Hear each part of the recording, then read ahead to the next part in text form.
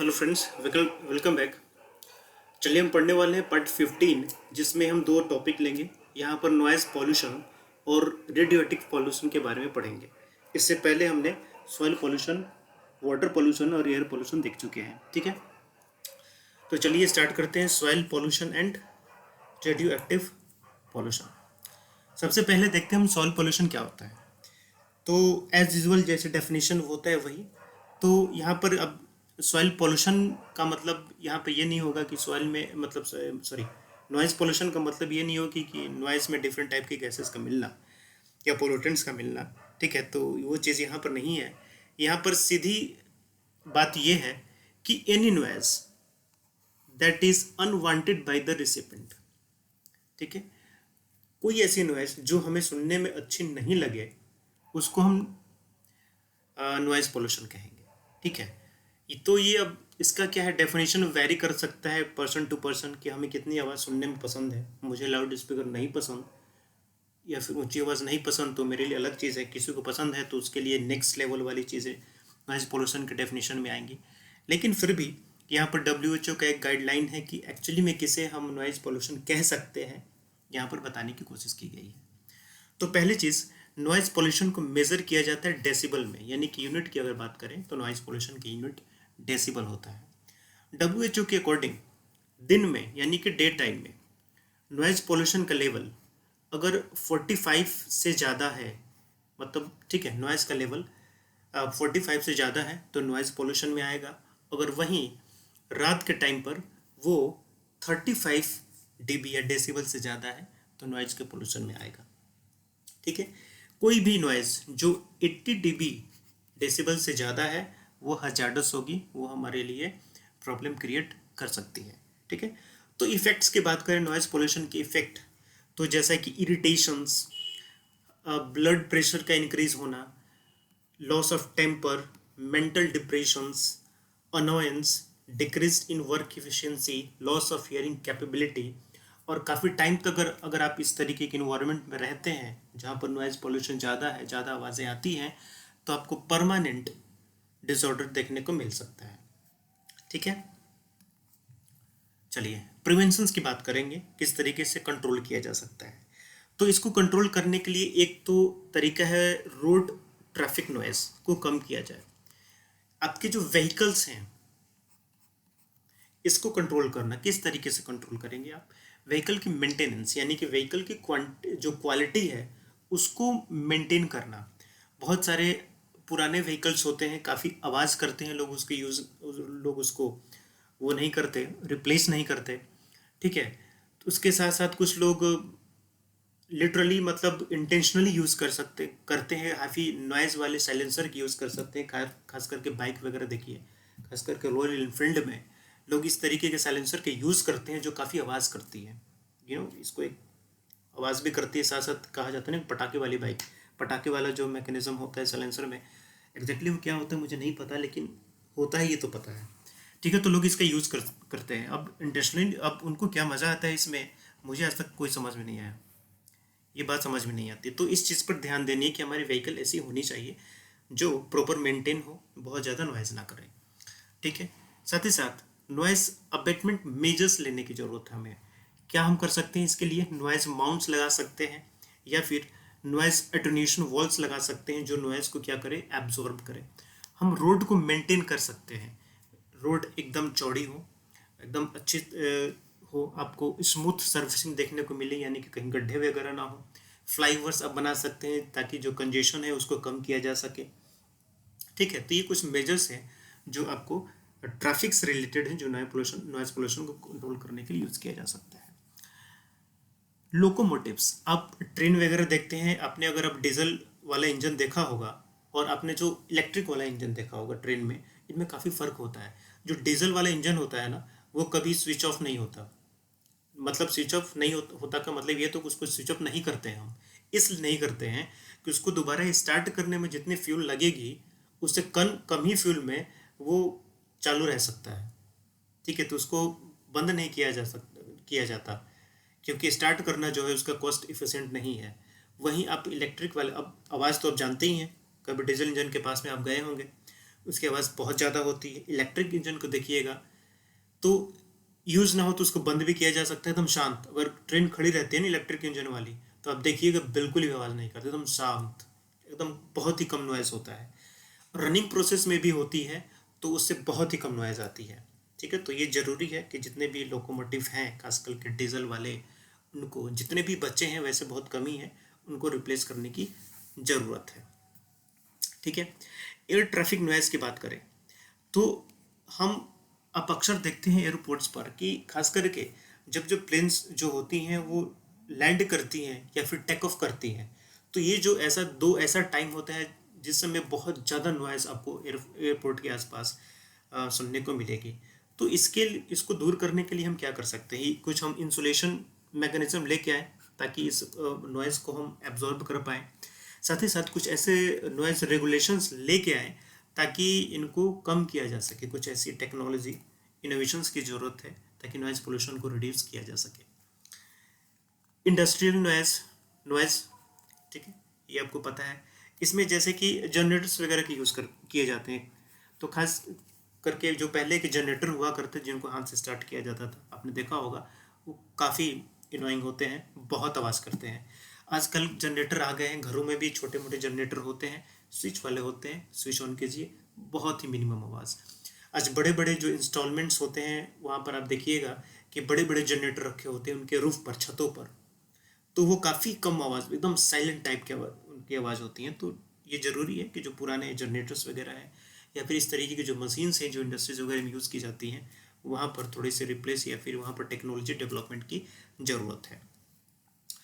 इसके अलावा power tools, very loud music, land movers जो होते हैं, क्रेन वगैरह, पब्लिक फंक्शंस पे हम लाउड स्पीकर की यूज़ करते हैं। खैर हमारा कल्चर ही ऐसा है, तो क्या किया जाए। खास करके अब आप देखेंगे बड़ी सिटीज़ में जो होते हैं कि 10 PM के बाद, रात में 10 बजे के बाद यूज़ करना, इसका पूरा मना होता है, यानी कि लाउड स्पीकर आप पार्टीज में यूज़ नहीं कर सकते 10 PM के बाद। लेकिन फिर भी लोग करते हैं क्योंकि उनके पास जुगाड़ है। अब जुगाड़ ये है कि अब कोई शादी हो, बारात वाले हों, उनमें पुलिस वाले ऑलरेडी अगर उसमें इन्वॉल्व हैं, तो कहते हैं भाई चलो बजाओ, 10 बजे के बाद भी बजाओ, कौन आएगा रोकने के लिए, भाई पुलिस वाले आएंगे, हम है ना पुलिस वाले, समझ लेंगे। तो हमारे यहाँ जुगाड़ चलते हैं। खैर, green belt of trees, green belt हम बनाते हैं ताकि ये क्या होते हैं कि ये आवाज़ को भी एब्जॉर्ब कर पाते हैं। ठीक है,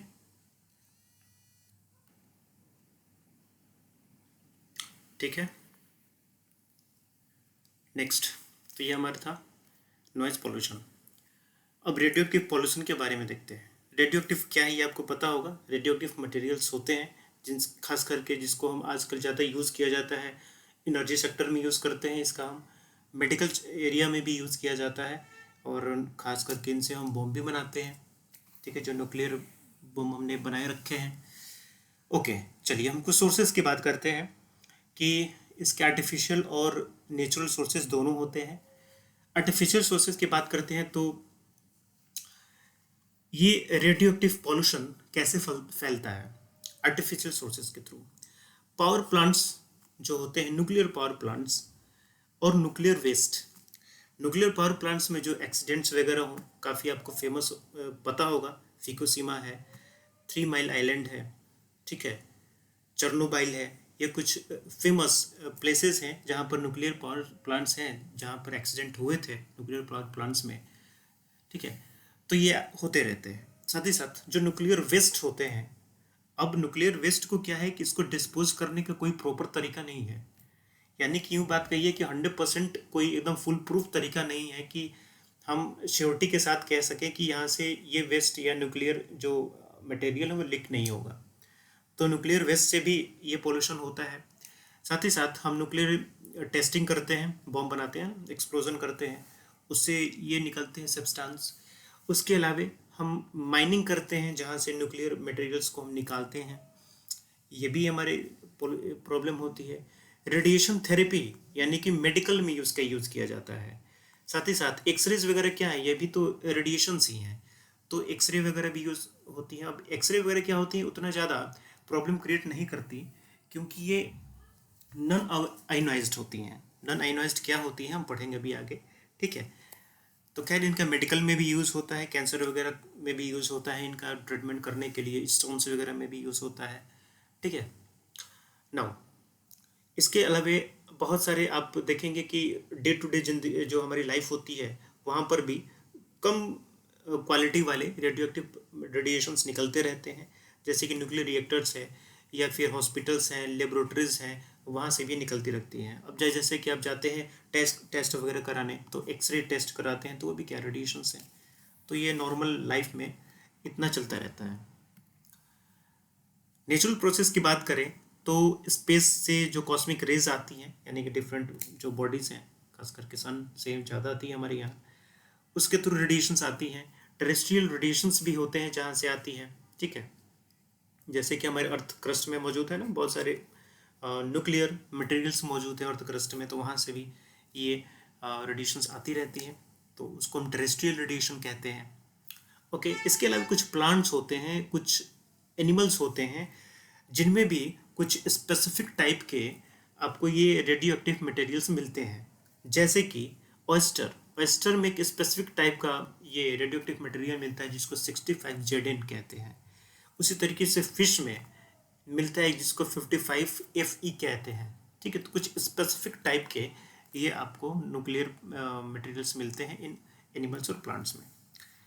इफ़ेक्ट्स की बात करें तो देखेंगे कि दो तरीके के काफ़ी सीरियस प्रॉब्लम होते हैं न्यूक्लियर पावर प्लांट से रिलेटेड या रेडियो एक्टिव पोल्यूशन से रिलेटेड। एक तो होता है एक्सीडेंटल लीकेज, जो इन न्यूक्लियर पावर प्लांट से लीक होता है। इस तरीके का एक्सीडेंट आपको 3 माइल आइलैंड, ये कहाँ है, USA में है। चर्नोबाइल, ये एक जगह है जो यूक्रेन में है, और ये जब हुआ था 1986 में, उस समय ये USSR का पार्ट था। ठीक है। और फिकुशिमा, ये आपको पता है, जापान में है। तो ये कुछ फेमस प्लेसेस हैं जहाँ के न्यूक्लियर पावर प्लांट्स में एक्सीडेंट हुए हैं और लीकेज देखने को मिले हैं। इसके अलावा डिस्पोजल, ठीक है, यानी कि ये जो न्यूक्लियर वेस्ट है इसको डिस्पोज कैसे किया जाए, इनको इनके मुकाम तक कैसे पहुंचाया जाए जो वेस्ट है। तो मेनली जैसे मैंने आपको बताया कि इसके डिस्पोजल के लिए कोई 100% फुल प्रूफ तरीका नहीं है कि जिससे ये कहा जा सके कि ये एकदम अब बिल्कुल सेफ हो गया, लेकिन फिर भी कुछ चीज़ें हम फॉलो करते हैं, जिससे किसी एक हम सुटेबल शील्डेड कंटेनर होता है जो चारों तरफ से एकदम बंद होता है, और उसको हम अर्थ सरफेस में करीब 500 मीटर की गहराई, तो उसको हम बरी करते हैं, उसको हम गाड़ते हैं वहाँ पे। ठीक है। लेकिन ये कोई फुल प्रूफ तरीका नहीं है, वहाँ से भी लीक हो सकता है। ओके। इसके अलावा हम हमें पता है कि वर्ल्ड वार सेकेंड में हिरोशिमा और नागासाकी पर बॉम्ब का यूज़ किया गया, एटॉमिक बॉम्ब का यूज़ किया गया, उसके इफ़ेक्ट आपको अभी तक देखने को मिलते हैं। जैसे कौन कौन से effect, childhood leukemia, miscarriage देखने को मिलेंगे, underweight babies, infant death and susceptibility to AIDS and different type of disorders, क्योंकि उनकी क्या होती है ना, जो इम्यून सिस्टम ही होती है वो बहुत ख़राब हो जाती है, बहुत वीक हो जाती है। तो इस तरीके की प्रॉब्लम उन शहरों में आज भी है। ओके। इसके अलावा जो हम अंडरग्राउंड बॉम्ब टेस्टिंग करते हैं, तो अंडरग्राउंड ये टेस्टिंग करने की वजह से ये जो रेडिएशंस होते हैं वो अगेन हमारे वाटर और सॉइल में मिल जाते हैं, जिसकी वजह से again water pollution and soil pollution देखने को मिलता है। अब इस वाटर और सॉइल का यूज़ किया जाता है प्लांट्स के द्वारा, तो इनमें जो रेडिएशंस होगा वो प्लांट के रूट के थ्रू उस प्लांट्स में भी एक्यूमुलेट होगा, और उन प्लांट को जो भी खाएंगे, चाहे वो एनिमल हो या फिर ह्यूमन हो, तो फाइनली ये जो रेडिएशंस होंगे ये इनके बॉडी में जाके भी एक्यूमुलेट होगा, उसके बाद जो उनके अपने साइड इफेक्ट है। ठीक है। इससे प्रॉब्लम्स क्या हो सकती है, आपको बायोलॉजिकल ऑर्गेनिजम्स जो होते हैं वो डैमेज हो सकते हैं, आपको म्यूटेशन देखने को मिल सकता है। म्यूटेशन मतलब आपके जो जीन हो सकते हैं ना, वो जीन आपको मॉडिफाई हो सकते हैं, वो कुछ एबनॉर्मल बिहेवियर वो शो कर सकते हैं। ठीक है। ये आपको चीज़ देखने को मिल सकती है। और अगर आप काफ़ी लार्ज समय तक परमानेंटली आप इस तरीके के रेडिएशन के में एक्सपोजर आपका ज़्यादा रहता है, इस एरिया में रहते हैं, तो आपको परमानेंट बीमारियां भी देखने को मिल सकती हैं, जैसे कैंसर हुआ, लंग वगैरह हुआ। इनकी मेनली जो नॉन कम्युनिकेबल डिजीज होती हैं वो आपको देखने को मिल सकती है। ठीक है। नेक्स्ट, जैसे मैंने कहा था कि हम पढ़ेंगे नॉन आयोनाइजिंग रेडिएशन और आयोनाइजिंग रेडिएशन। नन आयो पहले मैं ये आपको ये पता होगा कि स्पेक्ट्रम लाइट पता है वेवलेंथ के अकॉर्डिंग, जैसे कि मान लीजिए कि एक हमारा स्पेक्ट्रम है, ठीक है। तो इधर आपको हो गया gamma rays, X rays, UV light, फिर विजिबल हो गया, ये इंफ्रारेड हो गया आपको, फिर माइक्रोवेव हो गए, देन आपको रेडियो वेव हो गया, ठीक है। ये हमारे स्पेक्ट्रम होता है, ये हमारे विजुअल है, ठीक है। तो इधर और इधर, जैसे आप इधर जाइएगा तो इधर क्या होगा कि जो वेवलेंथ होती है ना वो कम होती है लेकिन फ्रीक्वेंसी ज़्यादा होती है। जब आप इधर जाते हैं तो इधर आपको जो वेवलेंथ होती है वो काफ़ी ज़्यादा होती है और फ्रीक्वेंसी कम होती है। तो ये वाले यानी कि विजुअल से लेके इधर वाले ये जितने रेडिएशंस होते हैं हम इनको नॉन आयोनाइजिंग रेडिएशन कहते हैं, नॉन आयोनाइजिंग। और इधर जितने हो गए, ये अल्ट्रावायलेट हो गया, एक्सरे हो गए, गामा पार्टिकल, अल्फा बीटा, ये जितने भी इधर इधर आएंगे ये सारे के सारे आयोनाइजिंग होते हैं, ठीक है। तो इनका फ्रीक्वेंसी ज़्यादा होने का मतलब क्या हो गया कि इनका टेम्परेचर बहुत ही ज़्यादा होता है। इनका कम होने का मतलब क्या हो गया, इनकी टेम्परेचर बहुत ज़्यादा नहीं होती है। और इनमें जो सबसे ज़्यादा डिस्ट्रक्टिव होते हैं वो आयोनाइजिंग होते हैं। क्यों?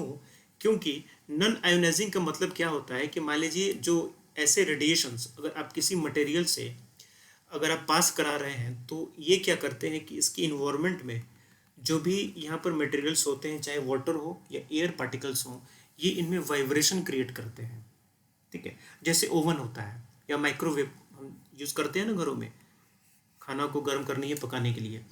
तो माइक्रोवेव में क्या होता है कि ये नॉन आयोनाइजिंग रेडिएशंस होते हैं जो क्या करते हैं कि वाटर मिल मान लीजिए कि ये आपका पूरा का पूरा माइक्रोवेव है, ठीक है, ओवन है जिसमें अपने खाना रखा हुआ है। तो इसमें जो रेडिएशन पास होता है ये वाटर मॉलिक्यूल्स हैं या फिर जो एयर मॉलिक्यूल्स हैं, इसमें वाइब्रेशन होता है। इस वाइब्रेशन की वजह से क्या होता है कि इसमें जो रेडिएशंस होते हैं वो सॉरी जो टेम्परेचर होते हैं वो काफ़ी ज़्यादा हो जाते हैं इस वाइब्रेशन की वजह से, ठीक है।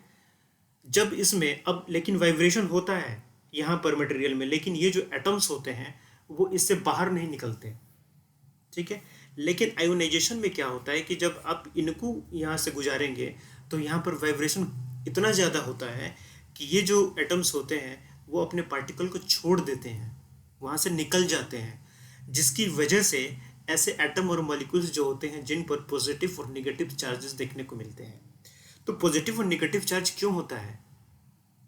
जिसने एक्सेप्ट किया वो निगेटिव चार्ज हो गया, ठीक है। उसी तरीके से निगेटिव पॉजिटिव का मतलब ये होता है ना ऐसा कि इलेक्ट्रॉन को छोड़ना और इलेक्ट्रॉन को एक्सेप्ट करना, इसी के अकॉर्डिंग तो पॉजिटिव और निगेटिव होता है। तो यहाँ पर इलेक्ट्रॉन को छोड़ना लेने का मतलब क्या है? लेने का मतलब ये हुआ ना कि इलेक्ट्रॉन अपने एरिया से बाहर निकल गया तभी तो दूसरे के पास में गया, और अगर मेरे पास में आया तो कहीं दूसरी जगह से अपने एरिया से निकल के मेरे पास में आया। तो आयोनाइजिंग में क्या होता है कि यहाँ पर क्या होते हैं ना कि रेडिएशंस की जो पेनिट्रेशन पावर होती है वो काफ़ी ज़्यादा होती है, ठीक है। इनकी पेनिट्रेशन पावर काफ़ी ज़्यादा होती है, इसलिए एक्सरे जो होता है ना, अब एक्सरे क्यों यूज़ करते हैं? क्योंकि एक्सरे क्या होती है, आपको बॉडी की पेनिट्रेट करके काफ़ी अंदर तक जा सकती है और उन ऑर्गन्स के भी वो पिक्चर ला के देती है जिनको नॉन आयोनाइजिक रेडिएशंस नहीं कर सकते हैं। क्यों? क्योंकि इनका पेनिट्रेशन पावर जो होता है कम होता है और इनका पेनिट्रेशन पावर जो होता है ये काफ़ी ज़्यादा होता है, ठीक है। तो इस वजह से क्या होती है कि आयोनाइजिंग रेडिएशंस जो होते हैं वो काफ़ी डिस्ट्रक्टिव होते हैं। ये आपको जीन मॉडिफाई कर सकते हैं, आपके अंदर म्यूटेशंस ला सकते हैं, ठीक है। तो ये इन दोनों में फ़र्क है, पढ़िएगा, ये चीज़ ही लिखी हुई है यहाँ पर। अगेन मैंने लिखा हुआ है non ionizing radiations affect only those components which absorb them and have low penetrability, यानी कि बहुत ज़्यादा पेनिट्रेशन पावर नहीं होता।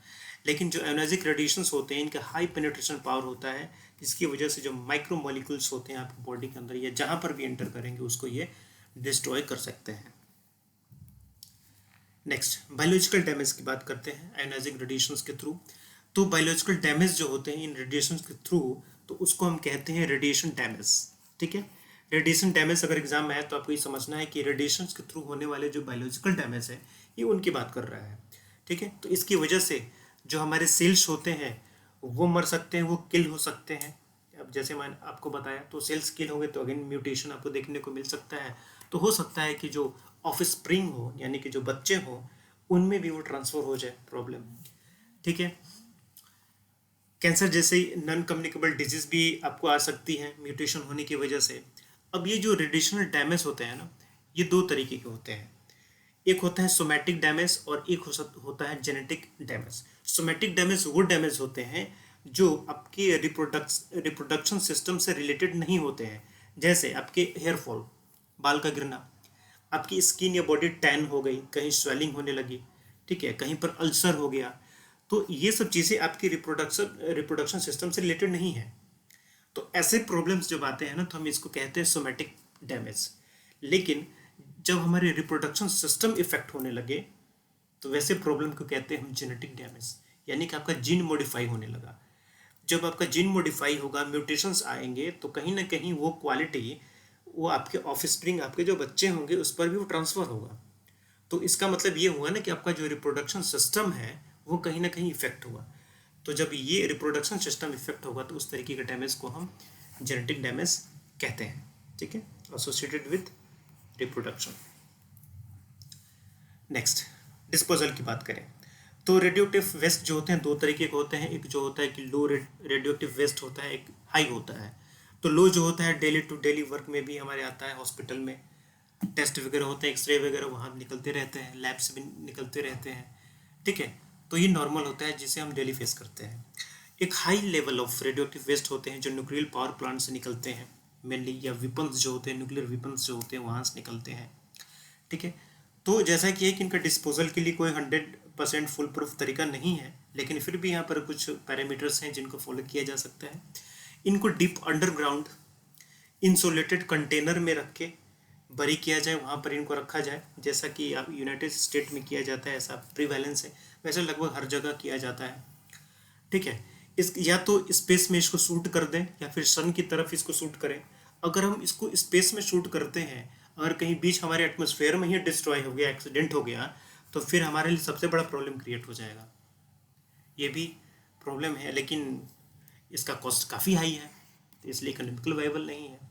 यहाँ पर सलाह ये भी दी जाती है कि जो आइस कैप है अंटार्कटिका या ग्रीनलैंड में, उसके नीचे जाकर इनको बरी कीजिए, तो वो भी प्रॉब्लम है, क्योंकि अगर ये लीकेज यहाँ से हुआ तो इनसे बहुत ज़्यादा हीट निकलता है, तो ये तो सारा का सारा जो आइस कैप वही पिघल जाएगा, तो एक नई प्रॉब्लम क्रिएट हो जाएगी। ठीक है, फिर कहा गया कि इसको क्या किसी ग्लास कंटेनर में, स्टील केस में इसको डालकर इसको किसी डीप ओशियंस में इसको रखा जाए। ठीक है, अब अगेन वहाँ से अगर लीक होता है तो आपको ओशियन कंटामिनेशन देखने को मिलेगा, और जो ओशियनिक एनिमल्स होते हैं या फिर जो भी क्रिएचर्स होते हैं उन पर इफेक्ट पड़ेगा। ठीक, ओके, या फिर इसका तरीका ये हो सकता है कि जो एकदम हार्मफुल इसका फॉर्म है उसको लेस हार्मफुल आइसोटोप में हम चेंज कर दें, कम हार्मफुल बना दें, उसके बाद इसको हम डिस्पोज करें, ये भी बहुत कॉस्टली है। ठीक, या फिर क्या करें, इसके लिए कुछ स्पेशल स्टोरेज पॉन्ड्स बनाएं जहाँ पर इसको हम डिस्पोज करें, तो ये भी काफ़ी एक्सपेंसिव है। तो कुल मिला के ये है कि जितने भी तरीके हैं एक्सपेंसिव भी हैं, 100% फुल प्रूफ भी नहीं है, तो फिर हम इसका यूज़ क्यों कर रहे हैं? फिर हमको कुछ ऐसा अल्टरनेट ढूंढना चाहिए कि जो न्यूक्लियर चीज़ों को रिप्लेस कर पाए। ठीक है, तो इसके कुछ प्रिवेंटिव या कंट्रोल मेजर्स हैं। तो पहली चीज़ कि prevention is better than cure. हमें पता है कि इसको डिस्पोज करने का कोई 100% तरीका नहीं है फुल प्रूफ, तो इसलिए तरीका यह है कि हम पहले से ही प्रिवेंशन लें, कंट्रोल मेजर्स लें।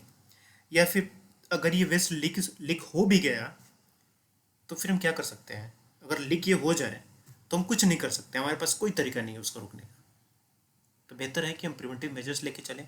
तो इसके लिए क्या है कि कुछ सेफ्टी मेजर्स लेके आया जाए यूनाइटेड नेशंस की तरफ से, और इसको इन्फोर्स किया जाए। ओके, और जो वर्ल्ड वाइड मॉनिटरिंग की जाए प्रायोरिटी बेसिस पर, जहाँ पर से भी लीकेज हुए हैं या लीकेज हो सकती हैं जितने भी न्यूक्लियर पावर प्लांट्स हैं। ठीक है, वाटर के साथ इनका कंटामिनेशन ना हो पाए, इसके लिए हमें प्रॉपर टेक्नोलॉजी लेके आने की ज़रूरत है। ठीक है, वाटर और सॉइल के साथ इनका कंटामिनेशन ना हो। साथ ही साथ safe disposal of radioactive waste, इसके लिए हमें जगह तलाशना होगा, वैसे एरिया जहाँ पर हम इसको डंप कर पाएँ या फिर हम इसको डिस्पोज कर पाएँ। ताकि अगर वहाँ से लीक भी होता है तो उसका बहुत मिनिमम या मिनिमल इफेक्ट पड़े। ठीक है, रेगुलर मॉनिटरिंग हमें करनी पड़ेगी। ठीक, इसके बाद जो ऑक्यूपेशनल एक्सपोजर्स होते हैं, जो लीकेज होते हैं, उनको प्रोटेक्ट करने के लिए कुछ स्टेप्स की हमें ज़रूरत है। साथ ही साथ आप ये भी देखें कि gradually decreasing the share of nuclear power is necessity. जब हमें पता है कि इसका डिस्पोजल हम सही तरीके से नहीं कर सकते हैं, इसकी प्रॉब्लम है, तो फिर हम क्या करें, धीरे धीरे इनके जो यूजेज हैं उसको कम करें और दूसरी चीज़ों को, अल्टरनेट को हम यूज़ करने की कोशिश करें। ठीक है, साथ ही साथ टोटल बैन होना चाहिए on the production and use of nuclear weapon. खैर, ये सारी चीज़ें हो गई। जो हमारे अगल बगल मोबाइल टावर होते हैं, इनसे भी रेडिएशन निकलते हैं, लेकिन ये नॉन आयोनाइजिंग रेडिएशंस होते हैं, लेकिन निकलते तो हैं। अब हमें पता है ना कि नॉन, इसके अपने जो रेडिएशंस होते हैं इसके क्या साइड इफ़ेक्ट है, भी हम पहले पढ़ चुके हैं। तो इनका हेल्थ इफ़ेक्ट भी है, चाहे वो किसी एनिमल पर हो, उसके आसपास, अगर आप मोबाइल टावर के आसपास, किसी घरों पे मोबाइल टावर होते हैं तो समझिए कि उस घर में रहने वाले आसपास के जो लोग हैं उन पर ज़्यादा इफेक्ट पड़ता है। एनिमल्स हों, उसके पास में रहने वाले ह्यूमन हो, खास करके बर्ड्स बर्ड्स पे सबसे ज़्यादा इफेक्ट पड़ता है इन नॉन आयोनाइजिंग रेडिएशंस का, जो खास करके इन मोबाइल टावर से निकलती है। ठीक है, तो हमारे कुछ मेजर्स क्या हो, फिर ये टावर से रिलेटेड, जो मोबाइल टावर होते हैं इनसे रिलेटेड क्या मेजर हो, तो डिपार्टमेंट ऑफ टेलीकम्युनिकेशन यहाँ पर कुछ चीज़ें रिकमेंडेशन लेके आ सकती है। जैसे कि avoid overlapping of higher radiation field, यानी कि अगर एक टावर कहीं लगा हुआ है तो उसके 1 किलोमीटर रेडियस में दूसरा टावर ना लगाए, और एक ही टावर को सभी लोग यूज़ करते भी हैं, लेकिन फिर भी थोड़े थोड़े जगहों पे लगे हुए हैं, 10-10 घर छोड़ के लगे हुए हैं, तो इस चीज़ को अवॉइड किया जाना चाहिए। ठीक है, और इफ़िशेंसी बढ़ाइए इनकी, ताकि इनसे निकलने वाले ये जो नॉन आयोनाइजिंग रेडिएशंस हैं या इलेक्ट्रोमैग्नेटिक रेडिएशंस हैं, इनसे प्रोटेक्ट किया जाए। ठीक है, साथ ही साथ पब्लिक डोमेन में इसे रखने की ज़रूरत है कि लोगों को पता होना चाहिए कि उनके एरिया में कहाँ कहाँ पर इस तरीके के टावर लगे हुए हैं, कितने कितने रेडिएशंस यहाँ से निकलते हैं और इनसे क्या क्या नुकसान होने वाला है, लोगों को ये पता होना चाहिए। ठीक है, साथ ही साथ आप ये भी देखेंगे कुछ प्रिकॉशनरी अप्रोच लेके आना चाहिए कि किस तरीके से इसके एक्सपोजर को मिनिमाइज किया जा सके। ठीक है, एनिमल इफेक्ट होते हैं, ह्यूमन इफेक्ट होते हैं, बर्ड्स इफेक्ट होते हैं, क्रॉप इफेक्ट भी होते हैं, एग्रीकल्चर क्रॉप जो होते हैं उन पर भी इफेक्ट पड़ता है इनका। ठीक है, तो इनको दूर किया जा सके, ताकि यहाँ पर और रेमेडियल आपको रिकमेंडेशन लेके आने चाहिए कि किस तरीके से वाइल्ड लाइफ जो होते हैं उनको प्रोटेक्ट किया जाए। तो ये हमारी मोबाइल टावर से रिलेटेड कुछ गाइडलाइंस या कुछ प्रिवेंशन मेजर्स हो सकते हैं। ठीक है, तो चलिए, इस चैप्टर में हमने पढ़ा रेडिएशन के बारे में एंड नॉइज़ पॉल्यूशन के बारे में। ठीक है, चलिए मिलते हैं नेक्स्ट चैप्टर में। Now thank you, best of luck.